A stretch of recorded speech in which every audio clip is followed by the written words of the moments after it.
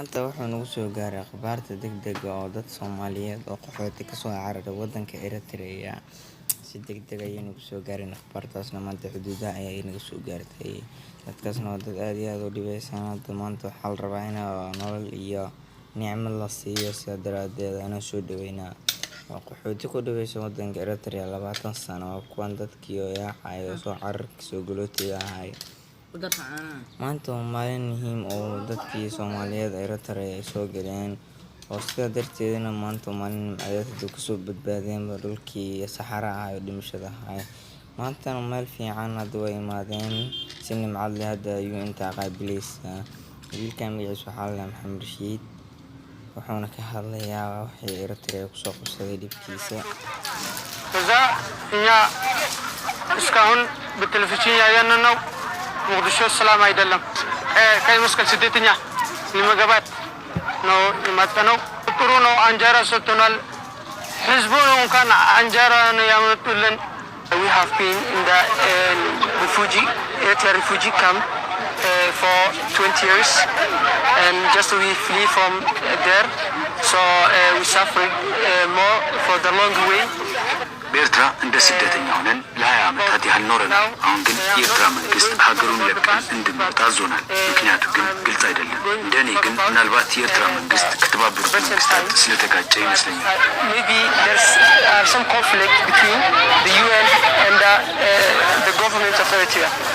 aniga Eritrean ka imaaday 25 sano Eritrean joogay alxamdulillah shukri ilaahay waxba iguma yeelin gacmo furnay igu soo dhaweysay ከ20 ዓመት በላይ በኤርትራ ኖሬያለሁ። አሁን ግን ምክንያቱ ባልታወቀ መንገድ የኤርትራ መንግስት ከሀገሪቱ ለቀን እንድንወጣ ታዘዝን። ስለዚህ ሀገራችን ሞቃዲሾ እንዳንሄድም ሰላም የለም። ስለዚህ ወደዚህ ሰላም ወዳለበት ወደ ዛላምበሳ መጣን።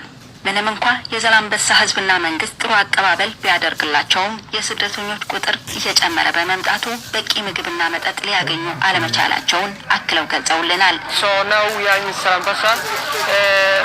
Really, we are very happy to stay, to come to Zalambasa. They are welcoming us. But the main problem is we don't have shelter.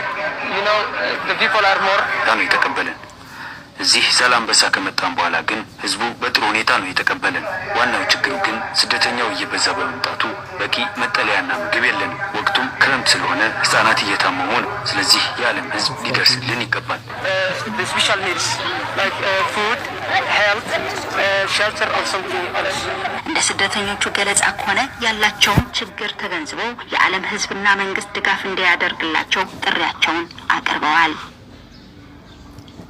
በተያያዘ ዜና የጎረቤት ሀገር ሶማሌ ስደተኞች ቁጥር ከቀን ወደ ቀን እየጨመረ በመምጣቱ በስደተኞች ዙሪያ የሚሰሩ ተቋማትና የዓለም መንግስታት ትኩረት ሰጥተው አስቸኳይ መፍትሄ እንዲሰጧቸው ጥሪ አቅርበዋል። የወረዳው አስተዳደር በበኩሉ ዘላቂ መፍትሄ እንዲያገኙ ለሚመለከታቸው የፌዴራል መንግስትና በስደተኞች ዙሪያ ለሚሰሩ ተቋማትም እንዳሳወቀ ተናግረዋል። አሁንም ማዕድ ኃይል ተጨማሪ አላት። ሌሎች መጠለያ ያላገኙ ሶማሊያውያን ስደተኞች በዛላምበሳ የሚገኙ ሲሆን እነዚህ ስደተኞች የዓለም ህዝብ እንዲሁም በጎ አድራጊ ድርጅቶች ትኩረት እንዲሰጣቸው ይማጸናሉ። My name is Mikhail. I'm from Somalia. We came from together as a refugee from Eritrea. So we have been in Eritrea with most of us 25 years. For I myself, I have been there in 3 years. This is my daughter Amira and my wife. ሚካኤል እባላለሁ። ሶማሊያዊ ነኝ። እንደምታዩኝ ህፃንና ባለቤቴ ይዤ እዚህ እገኛለሁ። በኤርትራ በስደት እኖር ነበረ። አሁን ግን በኢትዮ ኤርትራ ድንበር መካከል እገኛለሁ። እኛ ሶማሊያውያን ለ6 ሰዓታት እዚህ ቦታ ቆይተናል። የኢትዮጵያ መንግስት ችግራችን አይቶ እንዲቀበለንም እንጠይቃለን።